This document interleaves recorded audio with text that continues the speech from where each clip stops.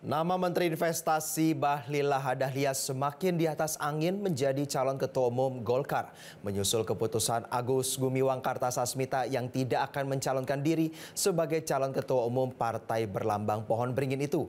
Bahlil bahkan disebut-sebut telah mengantongi dukungan dari 34 anggota Dewan Perwakilan Daerah tingkat provinsi Partai Golkar.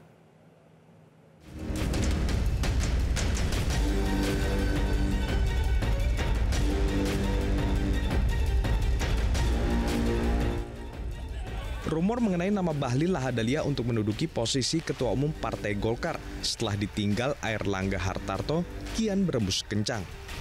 Pengurus DPP Partai Golkar bahkan mengamini banyaknya aspirasi di internal partai yang menginginkan Bahlil menjadi Ketua Umum Golkar.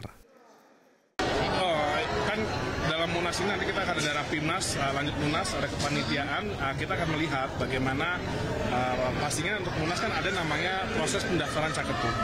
Nah, nanti ya kita lihat bagaimana ada yang daftar atau tidak, nanti akan ditentukan dalam forum, nantinya calon tunggal atau tidak. Ya memang kita sudah mendengar aspirasi di mengerucut ke namanya tambah.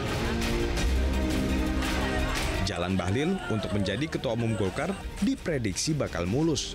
Sebab Agus Gumiwang Kartasasmita yang ditunjuk menjadi PLT Ketua Umum Golkar melalui rapat pleno Selasa malam menegaskan tidak akan maju dalam pemilihan Ketua Umum Golkar pada Munas akhir Agustus nanti.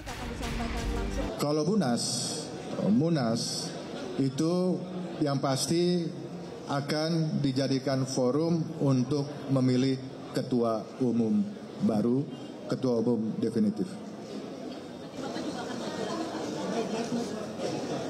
Saya tidak maju.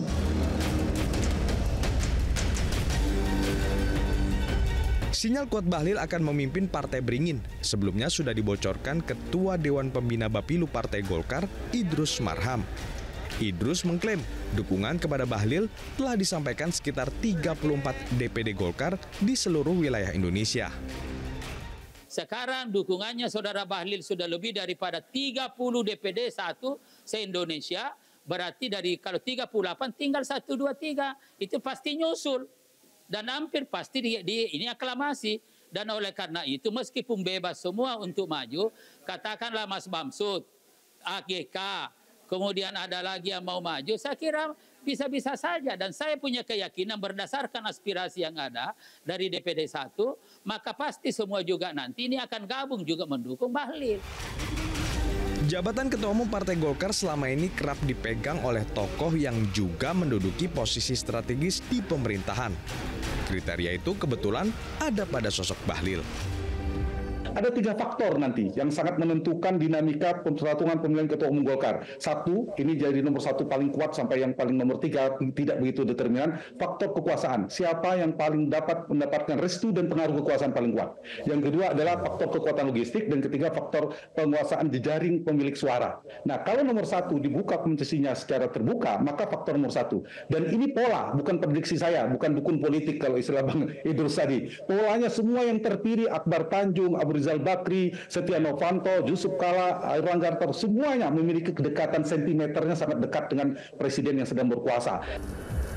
Guncangan yang dialami Golkar pasca pengunduran diri Airlangga mempertebal pola pergantian kepemimpinan di pucuk Partai Beringin yang selalu berubah dalam situasi tidak wajar. Airlangga misalnya, ia menjadi Ketua Umum Golkar pada 2017 karena Ketua Umum Golkar sebelumnya yakni Setia Novanto tersangkut kasus hukum. Setia Novanto pun demikian. Ia menjadi Ketua Umum Golkar buah dari Munaslup buntut konflik Golkar antara Abu Rizal Bakri dengan Agung Laksono. Pun demikian dengan Akbar Tanjung yang terpilih menjadi Ketua Umum Golkar melalui Munaslup pada tahun 1998. Tim Liputan, Metro TV. Jelajahi cara baru mendapatkan informasi. Download Metro TV Extend sekarang.